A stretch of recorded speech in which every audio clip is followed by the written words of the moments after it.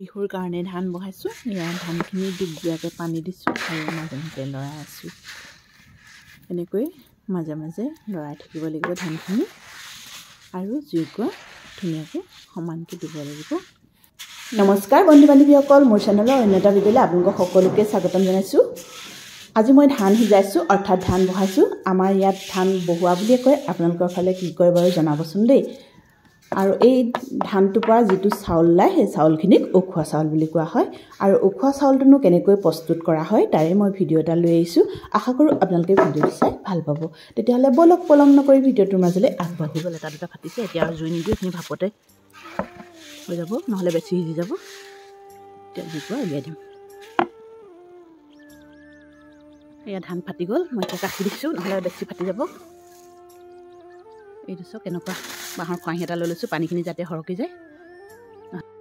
এনেকৈ ৰাখি থৈছোঁ ঠাণ্ডা হ'বৰ কাৰণে, আৰু ৰ'দ ওলালে ৰ'দত দি দিব লাগিব। কালি এইখিনি থৈছোঁ, যিখিনি সেইখিনি নাফাটিবৰ কাৰণে মই এনেকৈ মেলি থৈ দিছোঁ কাপোৰ এখনতে। দেখিছেনে? ধান সিজোৱা ধানবোৰ পলিথিনত মেলিব নালাগে, কাপোৰ নহ'লে চকী বস্তাত মেলিব লাগে। আৰু একেদিনাই শুকুৱাব নালাগে, যিমান ডাঙৰ ৰ'দ দিলোঁ একেদিনাই শুকুৱালে ভাল নহয় চাউলটো। ধানখিনি এতিয়া মই ৰ'দত দি দিছোঁ, দেখিছেনে? আৰু ঘন ঘনকৈ লৰাই থাকিব লাগিব ধানখিনি। আৰু আজি একেদিনাই শুকুৱাই নিদিওঁ, আজি আধা শুকোৱাৰ পিছত ধানখিনি আধা যেতিয়া শুকাব নহয় তেতিয়া উঠাই থৈ দিম, আকৌ কাইলৈ দিম। তেনেকৈ আজিকালি ৰ'দটো বেছি সময় নাথাকে যে, সেইকাৰণে 3 দিনমান লাগিব শুকাবলৈ। চাউলটো উখোৱা চাউল খালে চুগাৰ নহয়, আৰু যাৰ চুগাৰ আছে সেইবিলাক মানুহে উখোৱা চাউলটো খাবই লাগে। আগৰ দিনৰ মানুহৰ সেইকাৰণে বেমাৰ আজাৰ কম আছিল। আগতে চুগাৰৰ নামেই শুনা নাছিলোঁ আমি। আৰু কম ধানেই বছৰটোলৈ খাবলৈ জুৰিছিলে, কাৰণ উখোৱা চাউলৰ এটা ভঁৰাল আৰু আৱৈ চাউলৰ 2টা ভঁৰাল লাগে বুলি কয় আগৰ দিনৰ মানুহে। সঁচা কথা, উখোৱা চাউলটো মানে ধানটো যেতিয়া বহাই দিয়া হয় নহয় তেতিয়া বহুত চাহ দিয়ে। যিটো কণা ধান, বেয়া ধান, সেইটো পৰাও চাউল ওলায়, সেইটো কাৰণে ধানটো চাহ দিয়ে।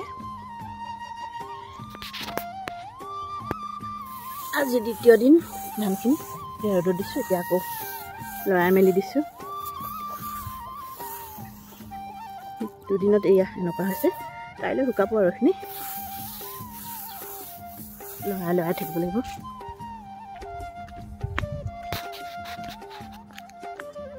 এয়া আজি 3 নম্বৰ দিন, আজি হৈ যাব। এয়া চাওক, অকণমান শব্দ শুনিছে নি? পাতলকৈ মেলি দিছোঁ, আজি হৈ যাব।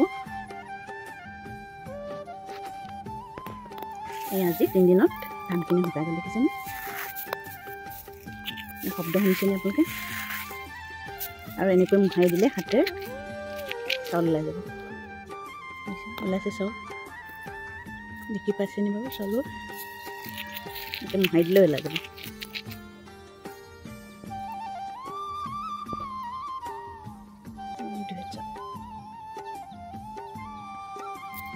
আৰু আগতে আমাৰ মাহঁতে আমাক শিকাইছিলে ভৰি এনেকৈ মোহাৰি চাবলৈ।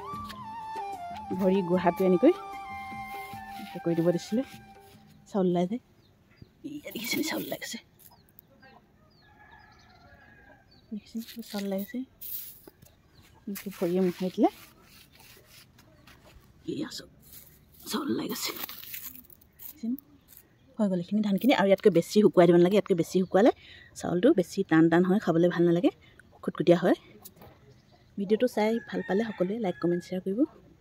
পুনৰ নতুন ভিডিঅ'ত লগ পোৱাৰ আশাৰে মই মিনাক্ষী আজিলৈ আহিছোঁ। বাই।